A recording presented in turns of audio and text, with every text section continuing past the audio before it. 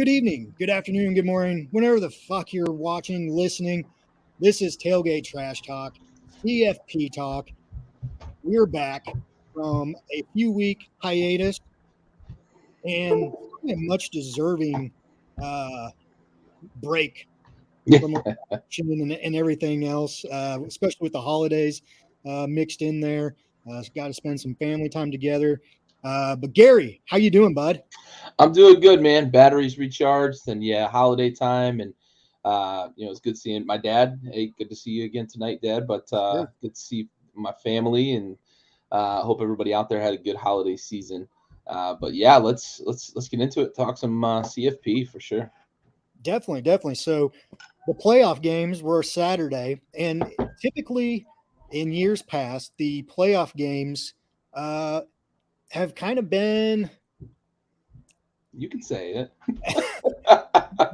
non-competitive. Yeah, they've been kind of duds, blowouts for the most part in a lot of the semifinals over the last 2 years, 3 years at Yeah, least. So and so you start off with TCU and Michigan at the afternoon game, and man,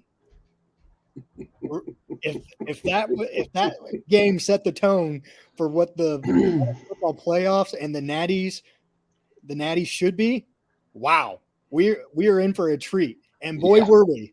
Boy, Yeah, you're not kidding. I mean, all the action, and it felt like TCU was going to run away with all the mistakes Michigan made in the first half, and honestly, some really questionable officiating I think was involved in this game, and kind of from start to finish.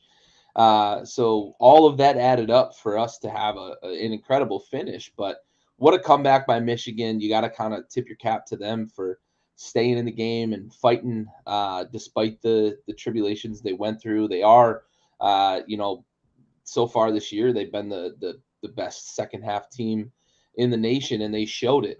On Saturday, coming back from down pretty big against TCU at half and giving themselves giving themselves a chance late in the game. And I don't want to harp on it too much, but at the time of the decision to start JJ McCarthy over McNamara, we wondered what was going on. We questioned the decision by Harbaugh, and I look at it the same way I looked at what McCarthy was last year, and he turns the ball over a lot. Last year it was fumbles when he was in the game because he was kind of the gimmick guy last year. And then this year, at times, he's been pretty careless. They've been able to run the ball all year and kind of cover that up, I think, is what they've really been able to do this year. They don't have stellar wide receivers, so I understand that, but he's so careless with the football. And we saw that come into play Saturday when they were playing a team that, despite playing a 3-3-5, they were able to stop the Michigan run, pretty well, considering what we thought Michigan was going to be in that game. And they had to rely on McCarthy in 2 pick sixes. They had the fumble at the goal line, and he played them back into the game, in a lot of ways. But golly, I have to wonder if that had been a different game with a guy who's a little more, he values the ball a little more than McCarthy, if they'd had McNamara in that game. I wonder if there's a different outcome, because Michigan's the more talented team. Like, I don't know. I don't think there's much of a debate on that. Maybe there is, but I think, in my opinion, I think Michigan is pretty heavily more talented than TCU. And they just kind of let TCU get too far away, and TCU almost choked this thing away too with how conservative they got late. Yeah. I was surprised by that. It was a game full of just twists, turns, and surprises, and I could probably sit here and talk to you for 45 minutes about this game with all of the officiating issues, all of the decision-making issues, and all of the drama. But in the end, as Aaron put it, Hypnotoad prevails, man. Yeah. TCU's going to the national championship game. Obviously, they're playing a juggernaut, and we'll talk about that game in a minute, but they're going to the fucking national championship, man. Absolutely. Who would have fucking guessed that at the beginning of the season? They were unranked to start the season. Yeah. And it took a long time for them to get respect. I think they were, 9-0 before they got into the top 10? Probably. I think it was about that, and Yeah. it took a long time for them to get respect. And they had some close games. Yeah. Games that Just should not surviving have. all year. Yeah, exactly. So they're the survivors. Absolutely. Yeah, Absolutely. So, yeah. So this game was, I mean, basically went down to the last minute, 30 seconds or so. And you had a play there at the end where you and I both agreed it should have been called targeting. It was not called targeting. Would that have changed the outcome of the game? Don't know. It still would have been Michigan ball, but there was 30 seconds left, something like that. I think And it was they still had to go. Even with the 15 yards, I think they would have only been at like the 40. So yeah. So they still had a ways to go. Yeah, never know. But nonetheless, what a great game to get the CFP playoff bracket going, and finally a competitive CFP game. Yep, for sure. Yeah, so you transition then from the afternoon game, and you go to the evening game between number 1 Georgia and 4th ranked Ohio State, and I think a lot of people, myself included, had Georgia winning this one, probably, by a couple scores or so. I know I did. Yeah, I mean, I did. And Georgia doesn't score on their first possession. I believe they missed a field goal. Yep. And then Ohio State goes right down the field there, scores a tutty, and you saw that happen kind of without hesitation with the Ohio State offense in this game. I mean, it was a back and forth game between the offenses there. Like Georgia's defense was pretty fucking optional on Saturday. Yeah, absolutely. I think the defenses forgot to show up, but man, that was one hell of a game, and it coincided with the ball drop, the missed field goal by Ohio State to win it, to send themselves to the Natty. Coincide with the ball drop, and he missed wide left. I don't mean to laugh, but it's just funny. It is funny, like the optics of how bad that kick was. I remember it was before Greg Joseph, and now I forget the guy's name, but the Minnesota Vikings kicker who had like a 22-yarder to beat the Seahawks 4 or 5 years ago in a playoff game. He missed it by like 50 feet. Like that, it reminded me of that. And it's just like, it looks so weird when the ball comes off a kicker's foot like that, because it just frisbeed to the left. Oh yeah. And it looks goofy when it comes off a kicker's leg like that. And obviously, right, you're talking about a 22-year-old kid who's got a national championship resting on his left leg or right leg. And that's a lot of pressure. It's a lot of pressure. And I don't know if that was it, if there was some sort of other factor, ball placement, snap, something threw him off, but it wasn't close. And it was crazy how, like, almost to the second on the East Coast, the ball dropped as he was missing the field goal. Because I had to pause the game because my wife, yes, I kid you not, my wife and my daughters, every year, my wife goes out with friends when we're up in New York, and my daughters and I call her in video chat when the ball drops. So I literally had to have the game paused and come back and see the kick miss. Wow. So I literally wasn't checking my phone for anything until about 2 or 3 minutes after he missed the kick, because I didn't want to get it spoiled. I knew they were close. I knew that, like, as they got on the other side of the 50s, when I had to step away and go down, and they were just in field goal range, and they were getting ready to kick. And I knew, like, okay, and I paused it, came back to it. That's fucking crazy that at the drop of midnight is when that kick left his foot. It's so crazy how things like that can happen. Yeah, absolutely. And we talked about the defenses, the lack thereof. Talk about the offenses on both sides of the ball. Basically, Ohio State, CJ Stroud, those wide receivers basically throwing it anywhere they wanted to against the Georgia defense. And then on the opposite end of things, you had the Georgia offense and Stetson Bennett, as I like to call him. They had so. They had both the passing attack and the ground attack going. Yeah. And it was, I mean, you saw it in the Michigan TCU game, back and forth. It seemed like there was a touchdown on every possession. Every other play. Yeah. And you kind of saw it in this game too, almost, and so it just, the amount of, I don't know, the amount of plays that both teams had in this game. I mean, yeah, it was a lot. Yeah, and I'll tell you two things that I observed in both for Ohio State. Early on, I made the note to my brother that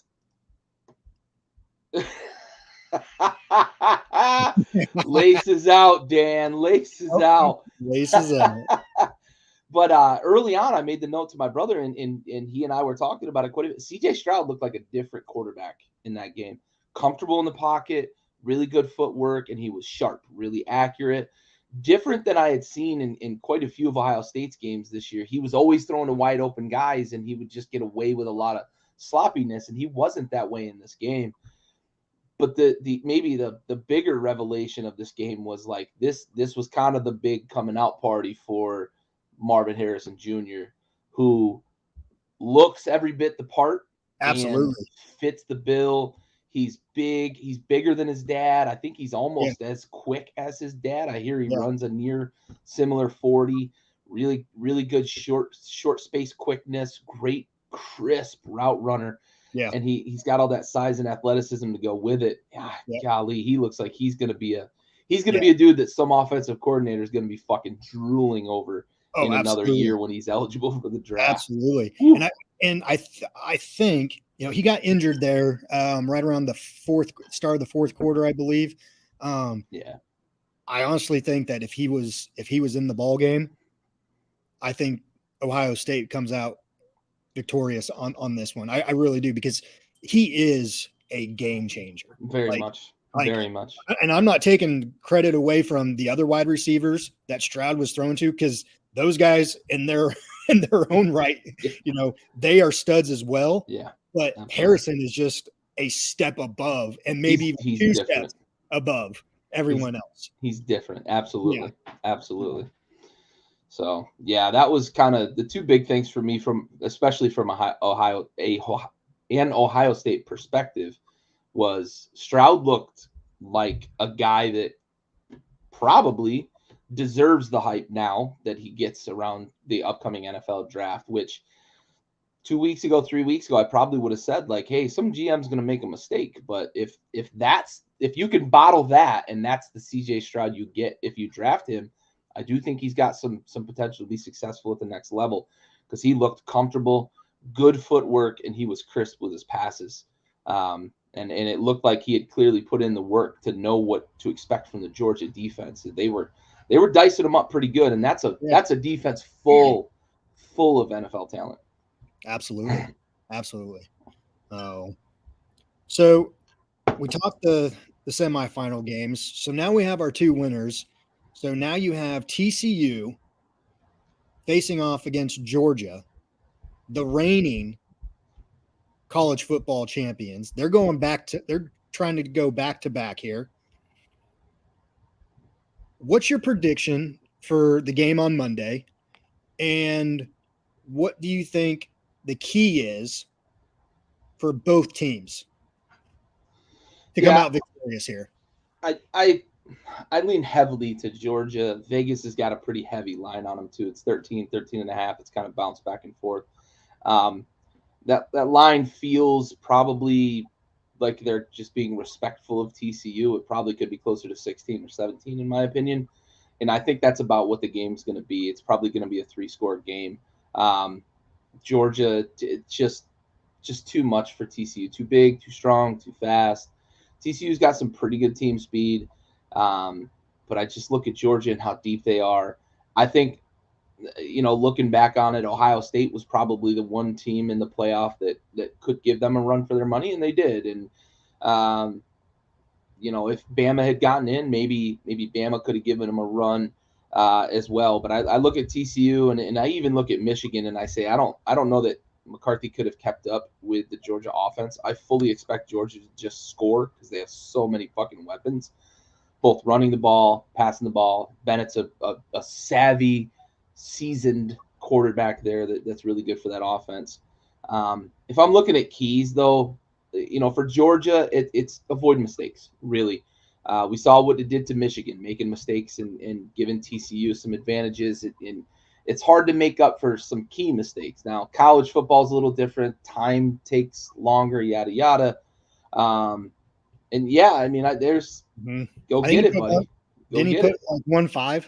Yeah, I think it was a little over $1 million, at least a couple $100,000, yeah. Over, maybe 1.5. I think if he wins, I think he gets a cool 5 back.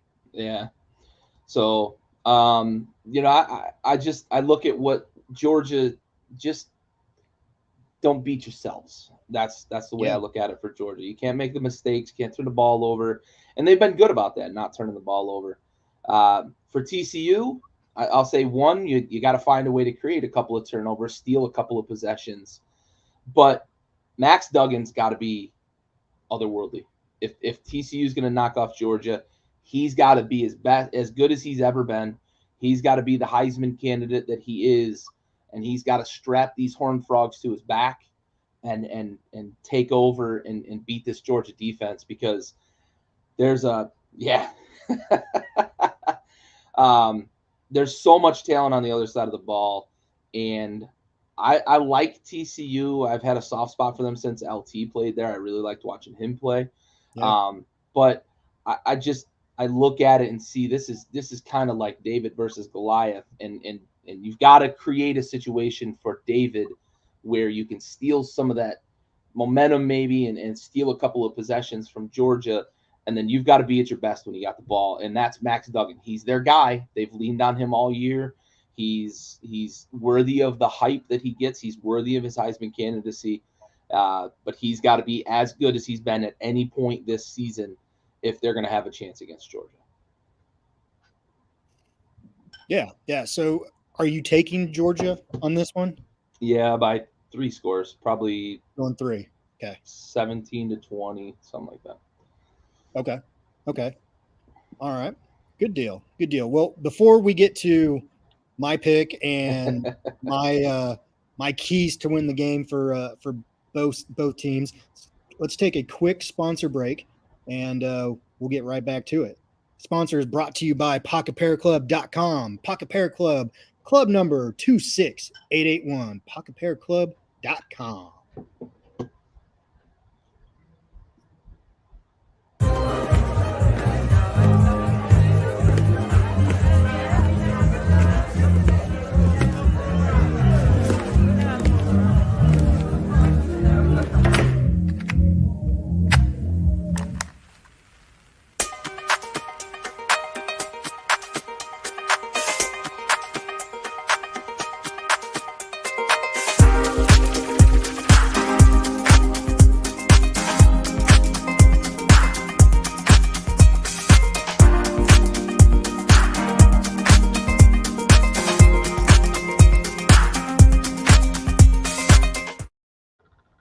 PocketPairClub.com. Pocket Pair Club, club number 26881. For all of your gambling needs, please gamble responsibly. All right, we're back, and Gary has his winner projection of Georgia by 17-20. Well, 3 scores right there. I like how you brought up. Let me give my keys to victory for each, and then I'll go with my prediction. Georgia got to have a defense show up. Defense needs to show up. They need to make plays like they have been all year. They need to get pressure, which towards the end of the game in the fourth quarter, it seemed like they started to get a little bit more pressure on CJ Stroud. I think the defensive line for Georgia was a little bit more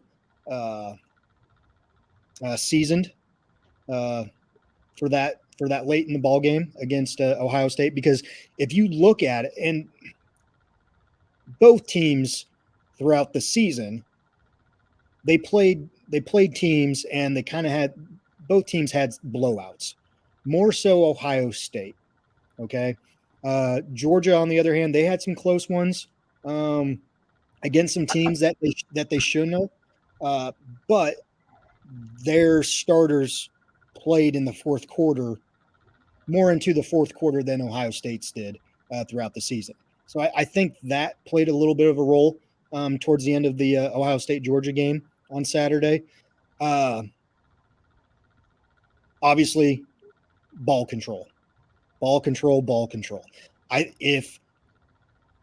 think if Stetson Bennett has to throw the ball 20, 25, 30 times like he did in this game, then I think it's a 50-50 chance. I think if they can get that run game going and have ball control throughout the game, then it's going to be a no-brainer. Georgia's going to win. On the opposite side, TCU, get out, get fast, score early, score often. Take advantage when you have the opportunities. Ball control as well too. You nailed it on the head. I think they had 3-4 turnovers on Saturday. Now, a couple INTs. One of them wasn't Max's fault at all. Went right through the hands of the wide receiver, but nonetheless, it's still a turnover. Got to have ball control on that side as well too. Keep the ball in your possession. And I know it's not in their nature to go slow for TCU. But I almost think that if there's a way that if they can get up early and then get the ball up at least a tutty, and then if they get the ball back, then if they can slow the game down and run the ball, take 8-9 minutes, 13, 14, 15 play drive, TCU is going to be right there with them come fourth quarter. Now, you made the analogy of David versus Goliath. But Gary, I think you forgot who won that battle. Yeah. In the biblical stance of David and Goliath, David threw the rock, knocked Goliath down, and David was victorious. And that is exactly what's going to happen come Monday, baby. The TCU Horned Frogs are going to become the Natty champions, baby. There you go, buddy. I like it. I like the energy. I like how you built up to that, too. Well done. Well done. TCU. Nice. And on this one, I think it will be a close game. I don't I'm going to say probably 30-28. Okay. Aaron, they probably should, they probably should shy away from that 3-3-5 defense. Yeah, absolutely. Well, so one thing to consider though is they did slow down the Michigan running game with it. And if they can do that against Georgia and stay in their base 3-3-5, that changes things. For me, I don't know that they're going to be able to do that against Georgia. Michigan was missing. Corum is such a huge loss for them. Georgia's just got they've got a great offensive line. They've got 2 or 3 running backs that can beat you. I think later in the game they'll probably have to modify it. I think they'll come out early and say, "Hey, we've got to rally to the ball. We've got to tackle, and we're going to stay in our 3-3-5." It'll be on Georgia to run them out of it because it's hard to throw against that 3-3-5. Michigan found some success, but I think it was because the game had kind of gotten broken open, and it was just one of those things where everything was just moving so quickly. If TCU is able to play their style of football, they can be really tough to move the ball on if that 3-3-5 is. If they're rallying to the ball and slowing down the run, could be trouble. Could be trouble, and we could end up in a situation where David does take down Goliath for sure. Yeah. So there you have it. Those are our predictions. 100%. Especially a 3-3-5 is so much more important because you don't have 7 guys in the box that can make up for a lost gap or somebody who cheats a little bit. You've got to absolutely play with as good a gap integrity as you possibly can. Yeah, absolutely. So Gary's picking Georgia by 17-20. I'm picking TCU. It's a close ball game for me. I'm going 30-28 here. So a 2-point game. But the Horned Frogs come out victorious. I hope your score is right. I don't want it to be a blowout. Yeah. Right. I don't want to be right about the score. I looked at it and I'm trying to be objective, and I just think Georgia, the talent gap is big enough. But look, if TCU does what they did against Michigan in the first half, they're going to give Georgia a run for their money if they're able to turn the ball over, if they're able to cash in with touchdowns 100%. And that's what they're going to have to do in this game. So one other thing that we did not allude to, and I think we missed it as a whole here for Georgia. You look at we talked about their defense, their lack of the defense on Saturday. Who did Kirby Smart coach under? Saban. You don't see Alabama, Georgia have back-to-back bad games. No. So the Georgia defense might be coming out making a statement on Monday too. Kirby's been in that all week. Goddamn well he has. Exactly. Monday at practice he was tearing into them. He was sacrificing freshmen at the 50-yard line. Yes, absolutely. Yeah, for sure. And that's a good point. I don't expect them to give up 50 like they almost did against Ohio State. Yeah. All right.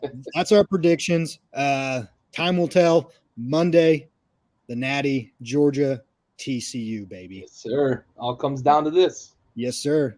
Last game of the season. Can't hold anything back. How many more cliches can we fit in? Right. All right. Last part of the episode. Let's talk the previous bowl games for this season. What moment or what play or anything like that, what game has stood out to you of this bowl season? Yeah, I've got two. One I'm going to allude to kind of quickly and just kind of the whole tenor around the passing of Mike Leach and what everybody has done. Coaches that he's never even coached with or against have shown the respect and wearing the number or wearing the pirate patch, those sorts of things and just all the outpouring of just love and affection for the guy. We love him on the show. We talk about him all the time. Mm-hmm. And to see the outpouring of affection from across the college football community was awesome throughout all the bowl season. But for me, one moment that really stuck out for me was Tyler Buckner and Marcus Freeman and their relationship and how they embraced each other during their bowl game. And they got down early and stuck with it. They ended up winning. Late in the game, they were up and they almost kind of botched it with a pick six. And then they were able to kind of finish that game. But for me, a new head coach and a guy who has been there and is probably not going to be the guy next year either, because it sounds like Notre Dame is going to get Sam Hartman. Crazy.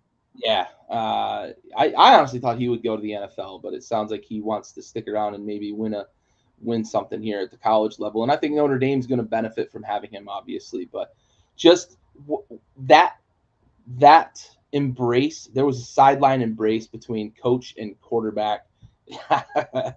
Yeah, Aaron, that's a good moment too. Um, maybe a spoiler, but that moment where there was the embrace on the sideline where it was clear that they were both, hey, we're in this together. For me, that was a great moment of bowl season because we don't get that sort of thing at the next level. This is a connection between coach and student athlete that we don't see often at the next level. So it was great to see that, and I'm glad Notre Dame shook off the early season woes because I like Marcus Freeman a lot. Yeah. I'm not a Notre Dame fan, but I like him, and I hope for success for him. Yeah, absolutely.